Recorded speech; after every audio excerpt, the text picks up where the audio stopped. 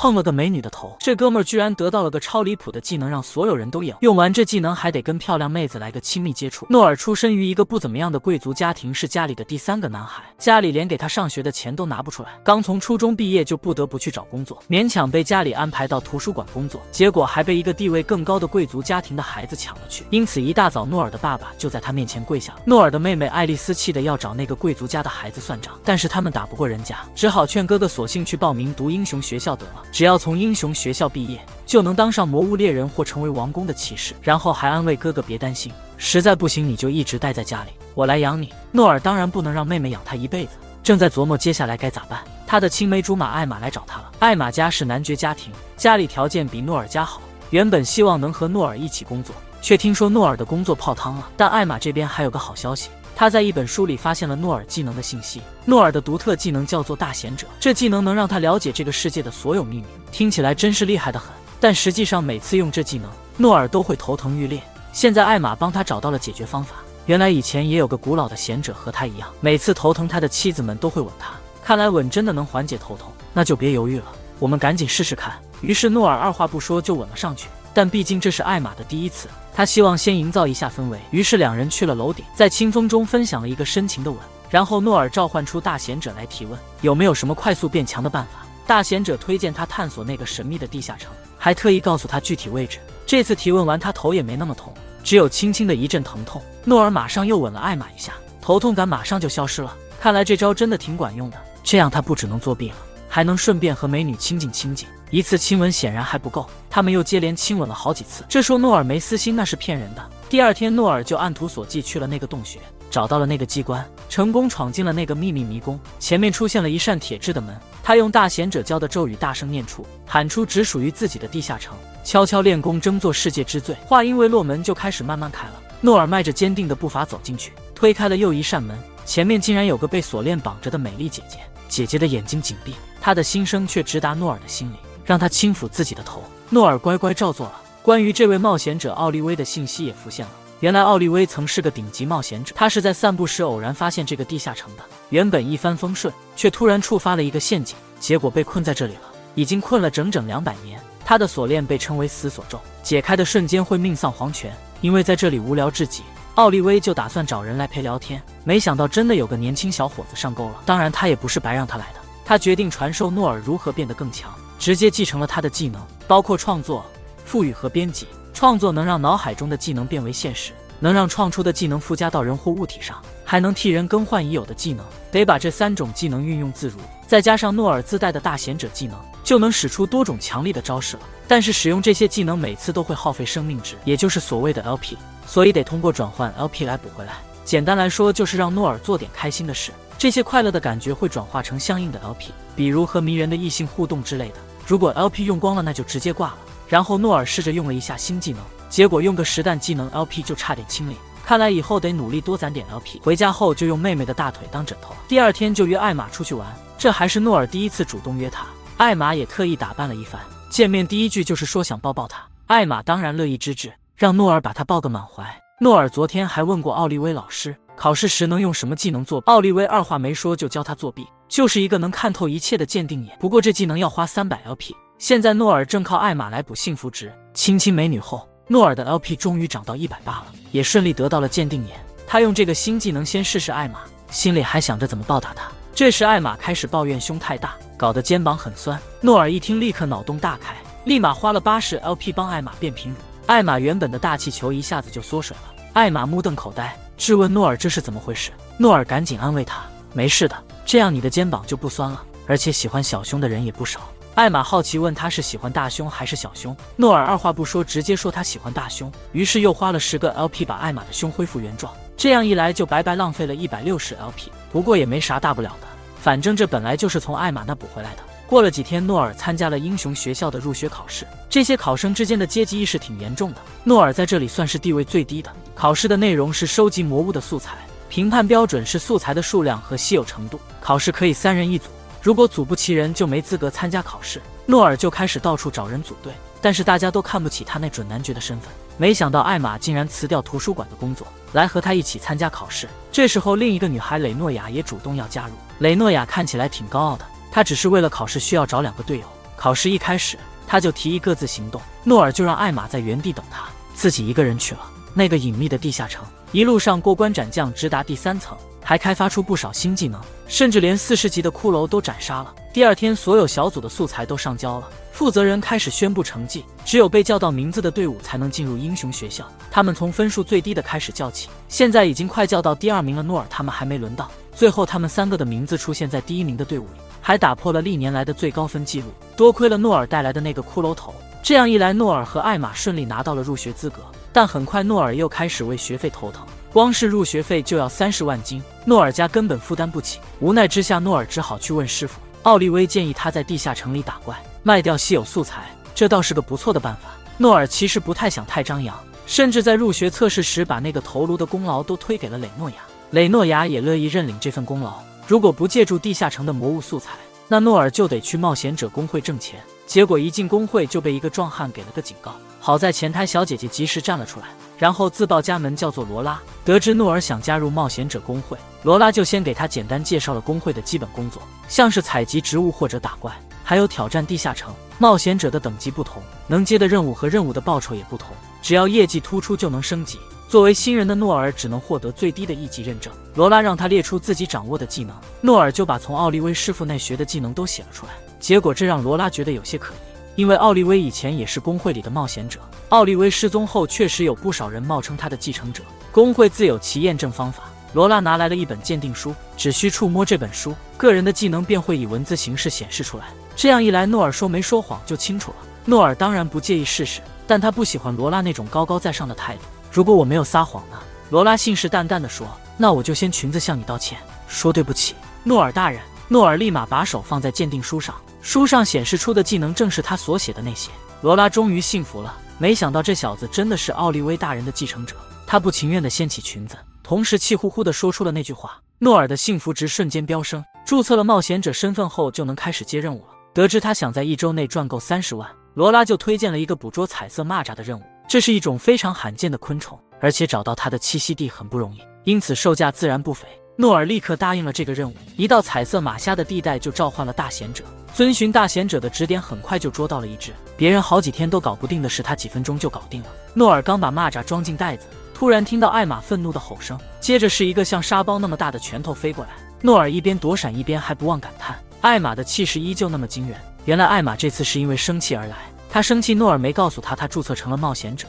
诺尔直接说了实话，只是因为不想他也陷入危险之中。艾玛提到了他们6年前的一个约定，当年他们俩玩耍时曾承诺永远不离不弃。虽然当时只是小孩子的无心之言，诺尔没办法，只好带上艾玛一起去捉蚂蚱，还告诉他已经能够忍受召唤时的头痛了，以后召唤大贤者不需要接吻了。但看到艾玛失落的表情，他赶快安慰说打招呼时还可以亲亲。话音刚落，他们俩就亲了一下，最终带着一大笼彩色蚂蚱回到工会，顺利领取了25万金的报酬。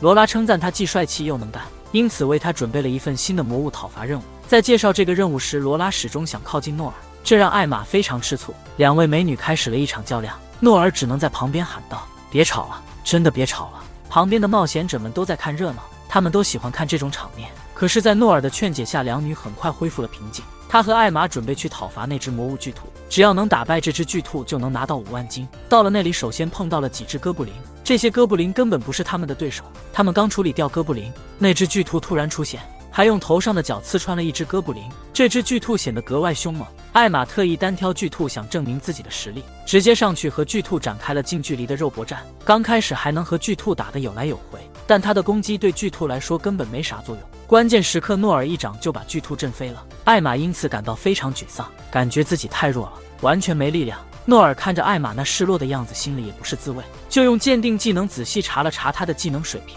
决定把艾玛的双手短剑技能从 C 级升到 B 级。这一升级需要花费500生命点，为了留够足够的生命点，诺尔决定先提升自己的幸福值。他向艾玛透露自己有方法让她变强，但条件是得让她咬一下他的耳朵。对诺尔早已倾心的艾玛自然欣然接受，脸红心跳的让他靠近。诺尔毫不客气的咬了上去，那种麻酥酥的感觉立刻遍布全身，忍不住发出了呻吟。正当两人沉浸其中时，巨兔突然跳出来，显然连巨兔都看不下去他们的亲密了。诺尔一边捂着艾玛的嘴，一边加大了力度。艾玛感觉到了前所未有的快乐，诺尔也觉得非常爽快。就在巨兔发起攻击的瞬间，诺尔迅速制造出一枚实弹挡住了攻击，随即帮艾玛提升了等级。升级后的艾玛立刻感觉力量满满，拿起短剑一跃而上，直接跳到巨兔背上，一刀就把他的独角给斩断了。接着展开了一场激烈的厮杀，让诺尔彻底看到了他的真正实力。这下诺尔就不会轻易被那个叫罗拉的勾引走了。最终两人带着战利品回到了冒险者公会。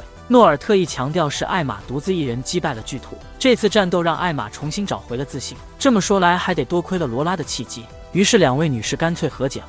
然后诺尔把巨兔肉分给大家一起庆祝。在享受巨兔肉的欢乐时刻，得知诺尔即将去英雄学院，大家便举杯祝贺他。诺尔的幸福感因此直线上升。之前他怎么也没想到自己的生活会有这么大的转变，都要感谢那位漂亮的老师。而在遥远的地下城里的奥利威则是这么说的：那你赶紧亲自来感谢我呀。诺尔和艾玛终于赚够了学费，顺利注册了学校，还在缴费那天碰到了一个公爵家的小姐。诺尔偷偷用鉴定眼想探查这位玛利亚小姐的秘密，结果发现这姑娘竟然背负着一个必死的诅咒，但他们跟玛利亚并没有什么交集，自然也就不打算多管闲事。他们各怀心事，今天正式开学。诺尔一早醒来就看到妹妹躺在自己身上，对喜欢妹妹的人来说，这还有什么比这更幸福的呢？兄妹俩就这样亲密无间。爱丽丝总是担心哥哥去了英雄学院就会与他疏远，诺尔便安慰他说他只是去上个学。这时候他们的父亲推门进来叫诺尔起床，看到这一幕赶紧又把门关上了，不知道该怎么处理这种情况。这样的兄妹关系在他们家看来是越轨的，但显然是父亲想多了。诺尔这家伙向来是来者不拒，上学的路上遇到艾玛，还是让他挽着自己的手臂。两人刚过了个小树林，就迫不及待地钻了进去，还自我安慰说这只是为了提升 LP。 到了学校，他们就进了各自的班级，因为每个学生都要佩戴代表自己身份的徽章。诺尔作为准男爵在这里并不受欢迎，同学们都只跟艾玛打招呼而不理他。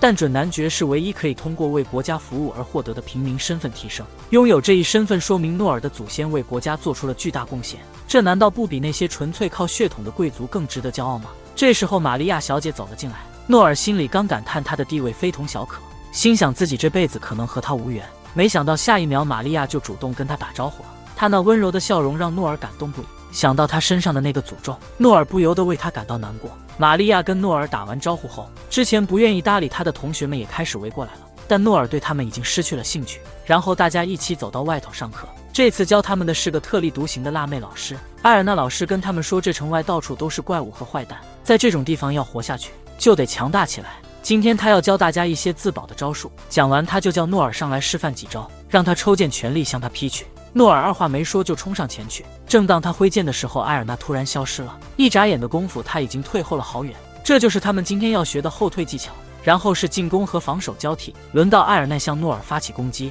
诺尔试着躲闪。教完所有动作后，埃尔纳摆出了攻击的姿势，诺尔心里还在安慰自己肯定没事，还没来得及反应就被打中胸口摔倒了。但这事还没结束，因为埃尔纳会让他完全恢复，然后再继续一次，这就有点把学生当玩具了。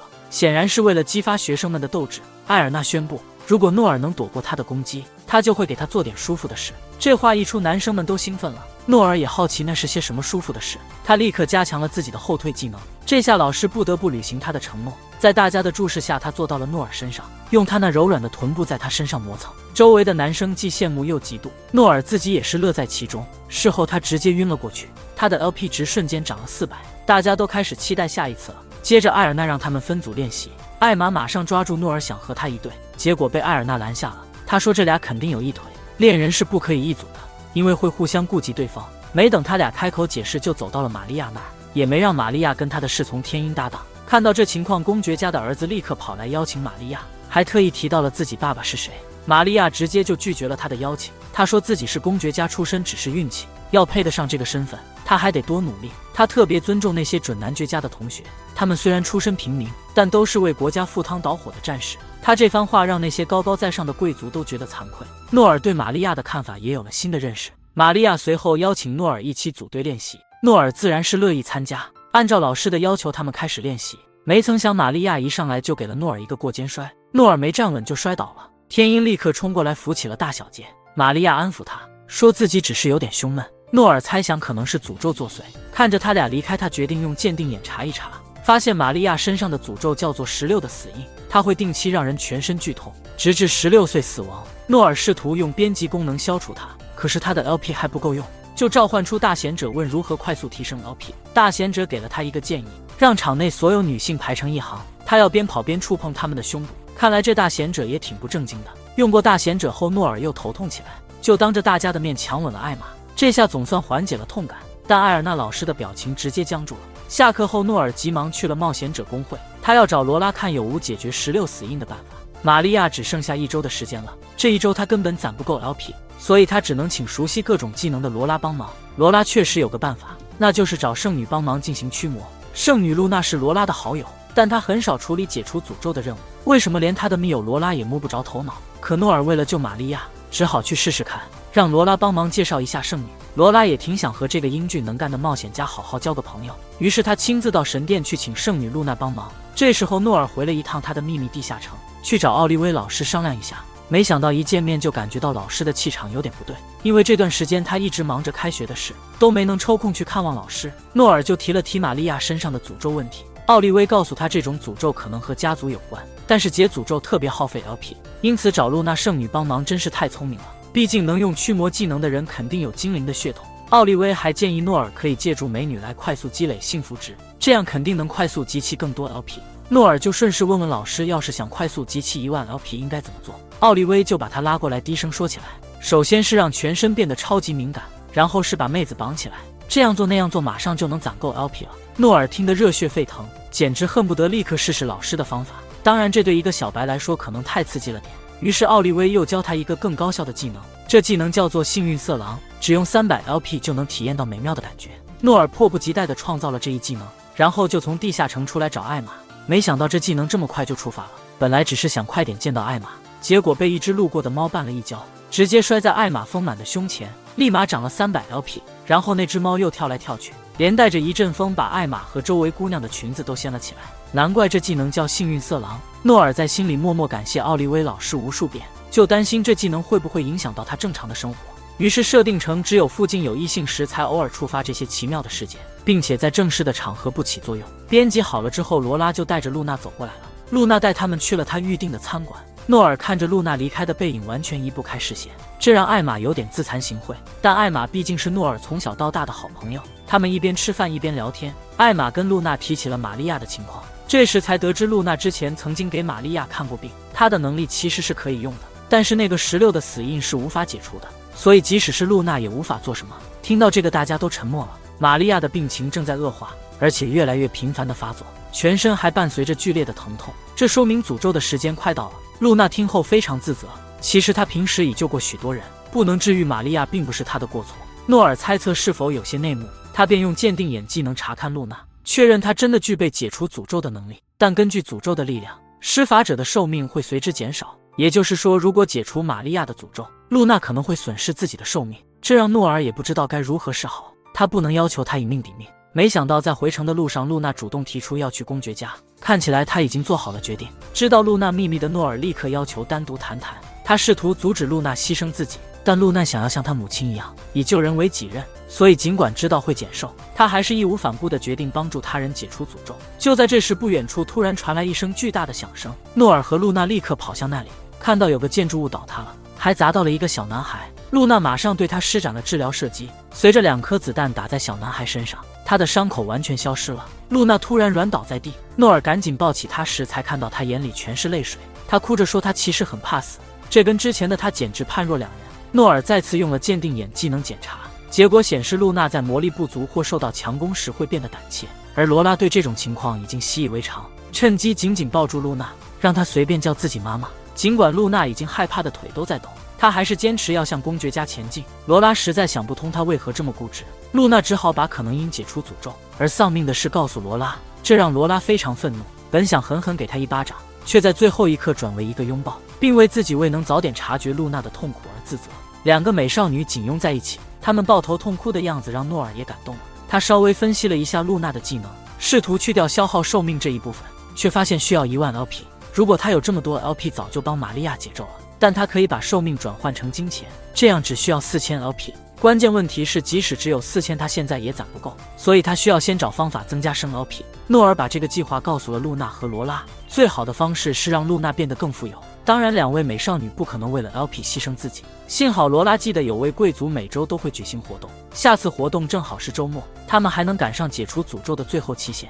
活动的名字叫做后宫炫耀大赛，所以他们决定去参加。这个活动的目的正是炫耀自己的女朋友，胜者可以获得100万金币奖励。虽然称之为炫耀，其实完全是让主办者和观众满足私欲。这些人都曾被异性伤害过，只能通过侮辱那些幸福者来发泄。参赛者需要在被观众诽谤和辱骂中评选后宫。简单来说，这就是一场疯狂的大会。首先轮到1号参赛者了，这哥们带来了3个女朋友。第一个女朋友是餐馆里的米拉。米拉刚一介绍自己，观众们就开始嚷嚷着难受，还对米拉的长相和身材恶语相加，用尽了各种侮辱的话，把米拉气得直哭。然后是由主办人打分，满分是1000分呢。这3个女朋友的得分都很低，接下来的队伍也都被痛骂。随着比赛的进行，观众越来越兴奋，肆无忌惮地对那些女孩子恶意重伤，直到最后第2组上场。这帮人是另一个冒险者工会的，每个女孩都是顶级的美女。面对这些美女，她们也没什么好说的。主办方也终于开始公正评分了，给了2700分。这分数让观众都很不爽，就等着最后一个队伍上场，准备把所有不满都发泄出来。恰好最后一个就是诺尔他们。艾玛紧张的全身在抖，诺尔就吻了她一下，帮她放松，并且保证无论如何都会一直在她身边。于是艾玛充满活力地走上台，走路轻盈得很，先热情地跟观众打招呼，然后突然羞涩了，说自己还是个新手。观众席上一片死寂，然后这沉默突然爆发，那些满是恶意的观众被艾玛的表现震撼了。露娜接着上台表演，让他们更加疯狂。最后罗拉的表演风格也大相径庭，3个人就这样赢得了观众的心。主办方看着这个超高分也傻眼了，居然是有史以来的最高分，达到了2925分。但比赛还远没结束，主持人一宣布赢得全场观众的心才算赢。接着是后宫团队根据问题来展示他们的忠诚，总共有3个问题。冷风刺骨的夜晚，如果主人冷得发抖该怎么办？主人感冒需要照顾，你们会怎么做？你们要如何证明自己是最优秀的后宫？说完，主持人给了他们30秒时间商量。第1个问题的答案先来，诺尔故意做出浑身发抖的样子，3位美女马上围上去，用自己的体温温暖他。这一幕让下面的观众目不转睛，连主持人的面具都裂开了一道缝。接下来是主人感冒的情景，罗拉让诺尔躺在她的大腿上，艾玛则在旁边给他按摩腿部，露娜亲手喂他吃东西。又一幕让人羡慕的场景上演，最后是展示他们后宫团队的绝活。这次他们3个真的下了血本，一起给诺尔一个吻。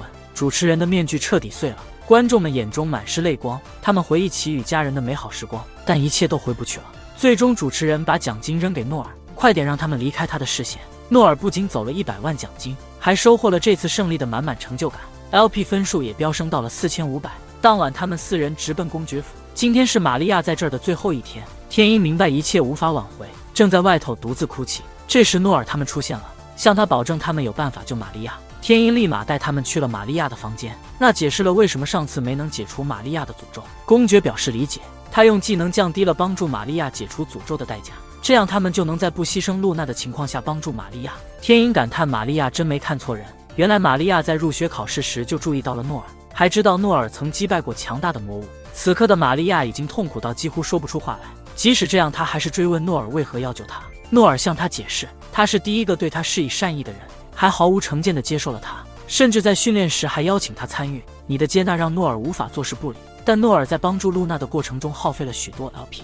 说到这里，他开始感到头晕目眩，只要跟迷人异性有些接触，生命力就能恢复。玛利亚毫不迟疑地把诺尔的脸拉过来吻了，吻完后诺尔感觉好多了。露娜随即开始解除玛利亚的诅咒。露娜操作一番后，玛利亚体内的诅咒终于被清除，连带的疼痛也消失了。诺尔立刻启动他的鉴定眼，确认那恶毒的死因已经不见了。公爵夫妇激动得泪流满面，天音也激动得紧抱住玛利亚。诺尔的帮助让一切都圆满解决，露娜也释放了心中的愧疚。后来玛利亚紧握诺尔的手，誓言这份恩情终身难忘。而艾玛和罗拉感觉敌人又增加了，不只是玛利亚，连露娜也成了他们的对手。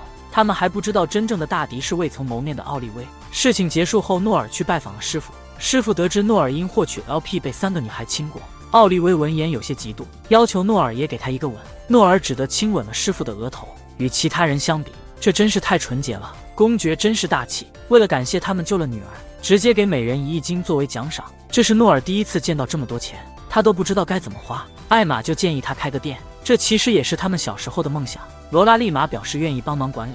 2位姑娘又开始互相嫉妒了。诺尔不想卷入他们的争斗，提着钱箱赶紧溜了。把那钱拿回家给老爸瞧瞧。诺尔也觉得艾玛那主意特别棒，打算开个卖奇珍异宝的店，于是开始搜集各种珍贵材料。诺尔最近就老钻地下城，突然有天师傅开始冷落他，诺尔一度还以为奥利威挂了，试着摸了摸他，感觉他皮肤还挺有弹性的。原来奥利威只是跟他开个玩笑，埋怨他怎么不来找他玩。知道诺尔在搜集珍稀材料，就提议他试试迷宫楼层转换，只要去过的楼层，下次就能直接传送过去。还有闪光这种方便的技能，做足准备后继续探索迷宫。3层4层还算安全，很快他到了第5层，看到一条蛇和青蛙互相厮杀，没去管他们，继续往前走。突然感觉到危险气息，回头一看是黑狮子，狮头上还长着郁金香，连鉴定眼都看不清他的底细。诺尔立刻用了闪光技能，趁黑狮子忙的时候用楼层移动想逃跑，正要走呢，狮子突然叫住他。狮子说自己没恶意，想和诺尔做个交易，直接送他到第6层，但得请诺尔帮忙找人。诺尔见狮子不想攻击，就答应了这个交易。狮子让诺尔骑在他背上，然后急速前进，介绍自己叫虎丸，这名字是他唯一的朋友起的。当年他俩一起来到这迷宫的5层，虎丸的朋友说要去前面探路，叫他先在5层等着，结果等了350年，朋友都没回来。虎丸的那位朋友原来是个妖精，他坚信他的朋友还活着。诺尔被他俩之间的深厚友情感动了，于是一个人来到了迷宫的第6层。这层里到处都是僵尸，这些僵尸的身体都能分开来。现在的诺尔还打不过他们，赶紧跑进一个房间里躲起来，把那些僵尸挡在门外。然后在走廊上碰到了一个穿衣服的僵尸，这个穿衣服的僵尸看起来不太一样。诺尔用鉴定术仔细一看，发现这个僵尸还有特殊技能，这个是妖精族的僵尸。诺尔赶紧大声叫出了虎丸朋友的名字，没想到这僵尸真的是他的朋友。诺尔把这个僵尸的技能给解了，这样他就恢复了本来的样子。这样巴谢尔终于清醒过来，诺尔立刻把虎丸的情况告诉他。巴谢尔也没想到他的朋友会真的等了他350年，其实是虎丸最初救了他一命，本来他想就此离开，不留名也不留迹，是巴谢尔鼓起勇气问他能不能成为朋友。这是虎丸第一次有生物愿意跟他做朋友，他二话不说就和巴谢尔一起走了。巴谢尔原本是为了给恋人挑选礼物才进入迷宫的，结果在第6层被变成了僵尸，这样过了整整350年才恢复过来，所以他不能再让虎丸继续等了，马上就跟诺尔一起下到第5层。两位老友终于重逢，紧紧抱在一起，但巴谢尔还得回去跟他的恋人说明情况，他不确定恋人是否还在等他，即便没人等他，他也得回去有个了结。可他的家乡不允许外来种族进入，这意味着虎丸不能和他一起回去，两人才刚重逢就又要分开。虎丸表示他能理解这个决定，毕竟他是因为爱才在这儿等的，对他来说这些等待每一天都很有意义。这样巴谢尔才安心的离开了。紧接着诺尔也顺意回了迷宫的第1层，大家依依不舍的说再见。巴谢尔离开之后，虎丸也不回头的走回迷宫去了。诺尔感觉哪里不太对，偷偷的跟着去了。他看到虎丸一个人在角落里默默流泪，急忙上前去拍拍他，安慰他，毕竟谁能忍受等了这么久，终于见面了却还得说再见，谁都会难受的。这让诺尔也觉得心酸，于是他也鼓起勇气想和虎丸成为朋友，这样他就能带他回家，在温暖的地毯上休息，不再蜷缩在冰冷的地板上了。虎丸自然是乐意之至，立刻让诺尔跨上，被飞快地飞向诺尔的家。这时他才真正懂得这350年等待的另一层意义，那就是找到了第2个愿意伸出援手的人。回到家，诺尔向家人介绍了他的新朋友，父母和妹妹都非常热情地欢迎虎丸。转眼间诺尔就要面临他们的第1次考试了。上课时，埃尔纳老师详细说明了这次考试的要求，从今天开始有2周的时间，每个学生都要提交黑板上列出的魔物素材，总分要达到1万分，如果没达到就只能暑假补习了。所以午餐时，诺尔和艾玛就开始计划怎么收集素材。他们决定首先从龙开始，有罗拉帮忙肯定没问题的。一下课他们就跑去冒险者公会找罗拉，刚到门口就听到里面有争吵声，进去一看是罗拉正在和同事争执，原来是这名同事把他的客人拦走了，导致他的业绩一直是公会最低。在冒险者公会里，冒险者完成各种任务关系到寿父娘的业绩好坏，直接影响他们的工资和待遇，所以罗拉这么生气，但那同事却满脸笑容地说没有证据。罗拉气冲冲地向他发起挑战，如果他赢了，就禁止对方再抢他的客户。对方满怀自信地接受了罗拉的挑战，如果他赢了，罗拉得送他挑的那个冒险者，选中的正好是诺尔。这下罗拉只能赢不得输，不然连喜欢的人都保不住。莎拉开始对诺尔放电，这招对诺尔真是太有效了。诺尔赶紧用鉴定术看看他是谁，一看技能全都是那方面的，难怪这么受欢迎。为了帮罗拉拿下这场比赛，接下来的1个月诺尔得拼了。正好有个收集高级材料的任务，诺尔让罗拉尽量多给他们高分任务。露娜也说她会帮忙，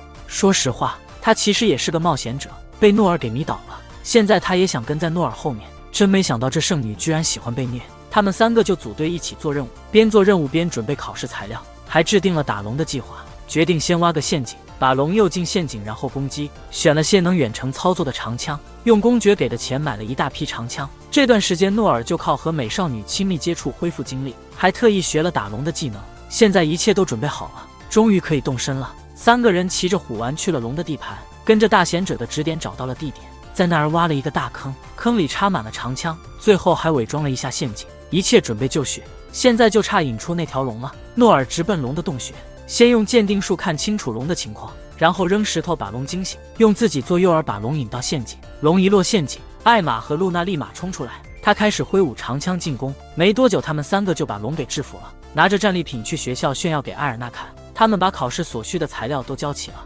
剩下的材料就交给罗拉处理。今天是公布期中成绩和受父娘比赛的日子，他们一大早就来到了冒险者公会，因为他们带回了整只龙的材料，这让罗拉这个月的业绩考核拿到高分。他本以为自己能够稳赢第一，突然会长宣布了莎拉的成绩竟然比艾玛还高，这全是莎拉从他手下冒险者那里榨取的。这些冒险者都快被压榨干了，他们还得继续向莎拉伸手要东西，赶紧给我。莎拉答应今晚一定满足他们。罗拉马上拉诺尔到隔壁房间，递给他一张随便摸的券。诺尔为了帮罗拉赢，又去地下城找奥利威老师，询问有没有能帮助罗拉逆转的稀有道具。奥利威建议他去第7层试试，那里全是奖励关卡，但稀有宝物越多，敌人也就越难缠，所以诺尔得变得更强。在奥利威的指点下，他学会了火、水、电3种属性的魔法，其中白炎具有圣属性，对付僵尸特别有效；水球技能攻击敌人，遇到紧急情况还能当水喝；紫电则主要用来防身。这些技能听起来都挺强的，但最牛的是魔法融合技能，可以将他所有技能合并，创造出只属于诺尔的超强魔法。诺尔一听心里就蠢蠢欲动，他开始在迷宫里用怪物练习这些技能，先将石弹和白炎融合，几乎是瞬间就把僵尸烧成灰烬，一路上几乎没遇到什么阻碍，这让诺尔对自己的能力充满了信心。走着走着就到第7层了，居然是一大片森林野，森林里还藏着个偷偷观察他的少女朵莉。诺尔完全没察觉，就沿着小路继续前进，突然看到一群银狼在撕咬猎物，他的实力比起这些狼差远了，只好赶紧掉头走人，却被一个美少女叫住。诺尔看到朵莉吓了一跳，她和小时候的艾玛长得几乎一样，但她的识别技能告诉她不是艾玛。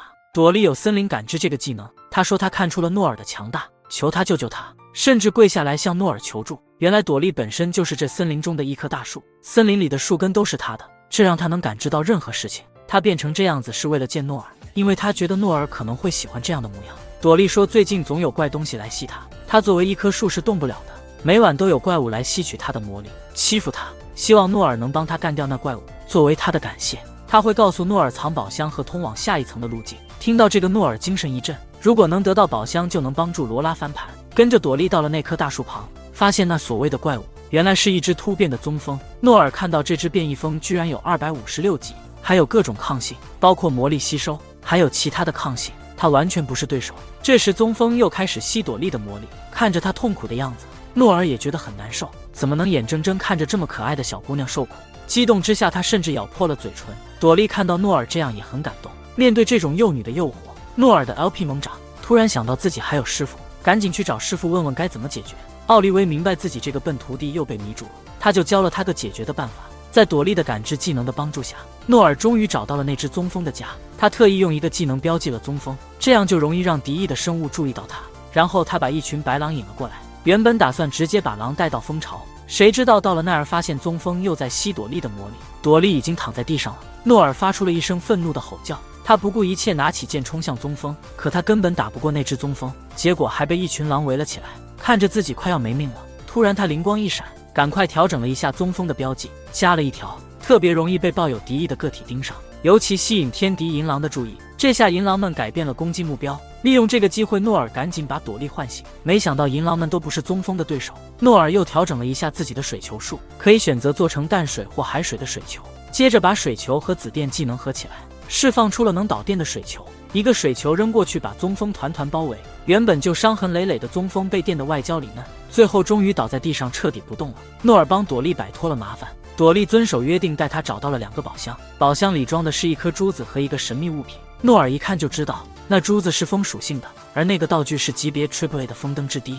不管哪个都价值不菲。诺尔感激地向朵莉表示了感谢，然后带着宝物准备离开。还和朵莉约好会时不时回来看望。就这样迎来了诺尔和莎拉的决斗之夜。会长索性把他们的成绩都转化成了小费。诺尔终于以微弱优势帮罗拉赢得了胜利。由此，罗拉不仅将诺尔留在了身边，也避免了莎拉再次抢夺他的冒险者。大家都笑逐颜开。事后，诺尔将那颗风属性宝石交给了艾玛。艾玛吸收宝石力量后，迅速掌握了2项新技能。他感觉体内仿佛有力量源源不断涌现。他首先尝试使用风族技能，这项技能能让他借助风的力量迅速移动。尽管如此，艾玛表情中依然带有忧虑。他随后邀请诺尔参加周末的贵族派对，因为他希望能与诺尔共舞。诺尔并不是很喜欢这种派对。随后，他返回了自己的家，发现家人正为开设稀有商品店铺头疼。他们找不到合适的店面，因为那些店面通常只对贵族开放。诺尔安抚父亲不必太焦虑。周末时，他穿上了新购的正装出席了派对。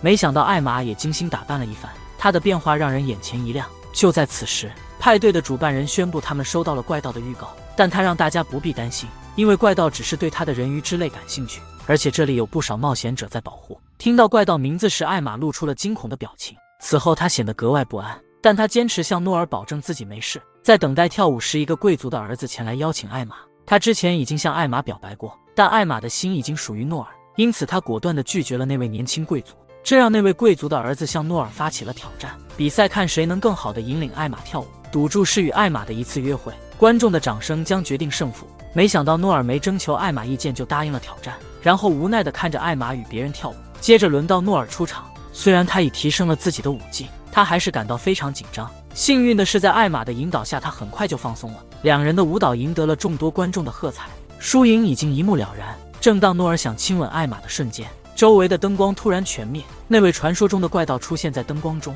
他声称要按计划拿走人鱼之泪和男爵的女儿艾玛。诺尔这才明白为什么艾玛最近行为怪异，他赶紧让艾玛紧抓自己的手，但仍旧是一步之迟。艾玛被怪盗带走了，连人鱼之泪也被当众夺走。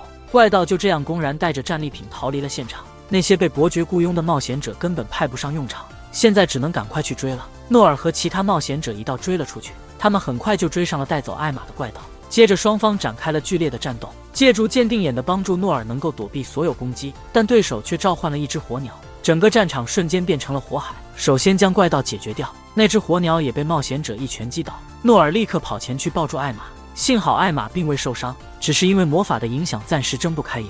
就在那时，冒险者队长走了过来，诺尔下意识开启鉴定眼看看他有何技能，结果技能栏全是问号。诺尔立刻感觉到事情不对，但那队长已经猛地一拳打在他的肚子上，然后用魔法控制了周围的冒险者，还把艾玛当作人质。诺尔和其他冒险者像被重力压制般动弹不得。原来这个队长其实是另一个怪盗伪装的。诺尔把耳环砸了下来，怪盗的真身也随之曝光。原来那家伙只是因为一见钟情于艾玛，这次是为了把她抢为妻子，竟然在诺尔面前对艾玛动手动脚，这激怒了诺尔。他终于挣脱了压力，站了起来，然后逐步向前走去，大声喊道：艾玛对我来说非常重要。没想到关键时刻艾玛也恢复了意识，轻轻拍了拍怪盗的肩膀，然后猛地一拳打了过去。别想对我诺尔做出格的事情。最后在这对夫妻的联手攻击下，怪盗终于倒地不起。其他冒险者赶快把怪盗捆绑起来，两人忍不住互相吻了起来。他们带着人鱼之泪安全返回派对现场。伯爵非常感激诺尔帮了大忙，还帮他们开设了店铺，这下他们终于能开自己的稀有素材店了。今天诺尔的学校迎来了一个新转学生，居然是那晚一起冒险的蕾拉。接着艾尔纳老师宣布了即将开始的特别课程，这是学校的一项老传统了，不过其实就是个全校的集体旅行。在艾尔纳老师的带领下，大家一起向着温泉出发。听到是露天温泉，男生们一个个都兴奋起来，但女生们相信诺尔会照顾好他们，都觉得诺尔不是那种会偷看的人吧。说真的，他也没必要偷看。太阳快落山的时候他们还没到，大家已经累坏了。艾尔纳老师提醒大家，旅行中也不能放松训练，让大家赶紧振作起来，毕竟这座山里隐藏着不少危险的生物。他让大家考虑好队形和战术，学生们一时间都没反应过来。这时候资深冒险者蕾拉站了出来，他安排擅长近战的男生站前面，让擅长魔法的女生在后面提供支持，自己则负责掩护后方。这种可靠的安排赢得了男生们的广泛好评，大家便照他的安排继续前进。但诺尔却感到一丝不安，果不其然，前方隐藏着一个陷阱，幸好及时被他们发现并解除了，但谁设的陷阱还是个谜。这时一只小精灵突然飞过来，他告诉大家陷阱是一群盗贼设置的，然后介绍自己名叫皮克西，并不是恶意的魔物。大家一见皮克西的可爱外表，几乎都信了他的话，但只有诺尔凭借鉴定眼发现他的技能里有魔物控制。最后看看艾尔纳老师有什么反应。艾尔纳老师好像更愿意让学生自己判断情况。皮克西又补充说，他知道去温泉的捷径。这群学生就这样完全不设防地跟着他走了。进入洞穴的时候，大家的阵型全乱了。诺尔立刻抽出刀子，准备随时应对可能的危险。很明显，这个皮克西并不是个好东西，他已经让蜥蜴人在前面埋伏，准备伏击。诺尔让大家保持冷静，按照原先安排的阵型发起攻击。这几个学生一个个都不容小觑，毕竟前头还有温泉等着他们呢。没多久，他们就制服了包括皮克西在内的所有敌人。最后还是得听艾尔纳老师的指导，但温泉就在眼前，谁还有心情听教育讲座呀？经过了一整天的奋战，大家终于在晚上到达了温泉旅馆。男生们一进房间就开始策划偷看的行动，还特意给诺尔准备了个头套。不过诺尔要维护女生们的信任，他坚决拒绝加入这伙人。于是男生们决定先解决掉这个叛徒诺尔。一群人直接追了出去。诺尔逃跑中偶遇艾尔纳老师，他和艾尔纳老师一起制服了那帮男生。所有见不得人的想法都被打得粉碎。没想到团长约特居然花重金买了增强药，连艾尔纳老师都被他打飞了。幸好诺尔及时挡在了前面，可这个手法显得有点不太正经。约特还试图拉诺尔加入他们的行列。他问诺尔，难道你不想偷看吗？诺尔当然心里也有这念头，但不能因为一时冲动就伤害了女生们的心。看看这份责任感，难怪会有那么多妹子围着转。于是两人就因为各自的信念展开了激战，结果还是诺尔占了上风。意料之外，另一名男生突然爬了起来，他一头扎向泳池的方向疯狂奔跑，这速度连诺尔都差点追不上。最终诺尔在那名男生跳入温泉的瞬间抓住了他，两个人一起落入了水池中。诺尔第一个爬出水里，眼睛还没来得及睁开，就急忙告诉女生们快逃，色狼来了。结果一睁眼看到女生们都穿得整整齐齐的，原来艾尔纳老师早就给他们打过预防针。大家都看到了诺尔拼命的样子，还同意他留下来跟大家一起泡澡，但得戴上眼罩。其他的男生们都被赶进艾尔纳的房间去了，别提偷看了，连泡澡都没份了。诺尔在艾玛和艾尔纳的夹击下，LP 值飙升破万。不知不觉中，诺尔家的稀有素材店也准备就绪。终于到了开业的日子，罗拉他们都来帮忙了，大家还一起尝了店里的招牌布丁。谁知道布丁是用地牢里的黄金史莱姆做的，接下来该给店取个名字了，最后决定叫做史塔吉亚。现在一切准备就绪，稀有商店史塔吉亚正式开业。诺家没想到开业第一天就这么多人。诺回想起来这段经历都觉得不可思议，都要感谢奥利威老师，所以他又回地牢找奥利威，向他承诺一定会把他从束缚中解救出来。这是诺尔的感恩之举。然后召唤出大贤者，询问有没有办法在不伤害奥利威的情况下解除死锁咒。大贤者建议他去迷宫的15层。诺尔继续在迷宫中探险，在14层遇到一个指示牌和2条路，牌子上写着独行者走第1条路，2人以上走第2条。诺尔毫不犹豫地走第1条路，没想到前面是一座长长的独木桥，桥下全是尖刺，一不小心就会变成筛子。诺尔决定还是回去再做充分准备，并把情况告诉了艾玛。艾玛表示不管有多危险也会支持他。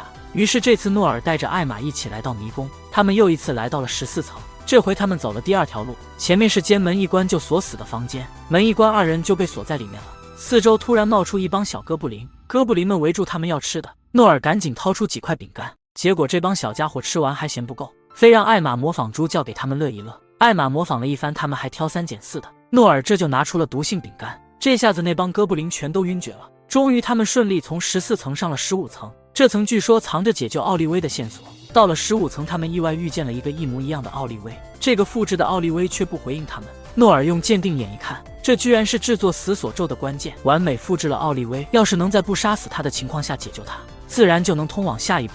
艾玛毫不犹豫地砍断了锁链，死锁咒的本体也醒了过来，开始模仿奥利威的说话方式。但诺尔和艾玛早已识破了他的真面目，两人立刻开启了一场紧张的对决。死锁咒竟然还能操控火元素，房间一下子变成了火焰的海洋。诺尔和艾玛无法抗衡，只好使用瞬移逃回第2层，那里才是真正的奥利威所在。诺尔把15层的事情告诉了师傅，如果死锁咒复制了奥利威，必然也知道他的弱点，这样应该能找到克制他的方法。但奥利威却不愿意说出自己的弱点，甚至劝诺尔别再深入追查了。诺尔坚持不放弃，决定自己去查奥利威的过去。奥利威在他们城市颇有名气，图书馆里有记录他的资料。资料说奥利威曾与圣女对决过，经过一场激烈的战斗最终获胜。那个圣女擅长的是活供的技能，其实就是用自己的损失来换取更强的力量，强化的时间真是一转眼就过。除了实战外根本没机会试验。诺尔感觉这个可能性最大，于是也学了活供这一技能，还做了别的一些准备工作。谁知那东西居然自己跑出来了，诺尔毫不犹豫的就用了活供，但死锁咒依旧轻松应对。这时奥利威也特别担心诺尔，只有诺尔他真不想他受到伤害。200年前有个和诺尔长得很像的人，一直追随奥利威，希望成为他的弟子。奥利威总觉得他烦，但时间久了也被那青年感动了。谁知道突然出了事，那青年在救人时被魔物杀死。奥利威听到这消息无比自责，觉得如果自己当初教他的话，事情可能就不一样了。那天看到和那青年长得一样的诺尔，奥利威心里的感受复杂难言，所以他毫不犹豫地把技能交给了诺尔。一开始他确实把诺尔当成了替代品，但现在他真心希望诺尔能赢。而诺尔身上的活攻效果已经消失，看着死锁咒的攻击就要落下，关键时刻艾玛冲上前把敌人踢飞，接着罗拉、露娜、蕾拉也加入了战斗。这些都是诺尔不经意间吸引的伙伴，他们都愿意为诺尔付出一切，所以在诺尔还没完全恢复时，他们一直帮忙拖延时间。诺尔则用自己的编辑技能辅助他们，不断用小动作干扰死锁咒，但大家还是不敌他。现在只剩下诺尔一人，对方又召唤出那条火龙，诺尔这才明白死锁咒复制了奥利威的能力，自然也会用那些技能，而且用的比他还熟练。这样下去他们都得完蛋。但诺尔心里有救出师傅的决心，再次站了起来。除了从奥利威那学到的3大技能之外的技能都拿来牺牲了。现在的诺尔强的前所未有，居然暂时把死锁咒逼回去了。但这激怒了死锁咒，他使出了浑身解数。诺尔经历了一阵猛烈的攻击，但他还是毅然决然地冲向那条火龙，一刀两断把火龙劈成了2半，然后像泰山压顶一样对死锁咒劈了下去。坚持到最后，死锁咒终于化成尘埃消失，但诺尔也几乎耗尽了所有的 LP。这时候就轮到他的伙伴们来照顾他了，大家围着他轻轻地安慰他。诺尔的 LP 顿时恢复到了基点，但最紧要的是赶快去找师傅。当诺尔找到他时，奥利威已经靠自己的力量挣脱了束缚，两人终于可以真心实意的拥抱。相遇是他们此生最大的幸运，诺尔的幸福日子才刚刚拉开序幕。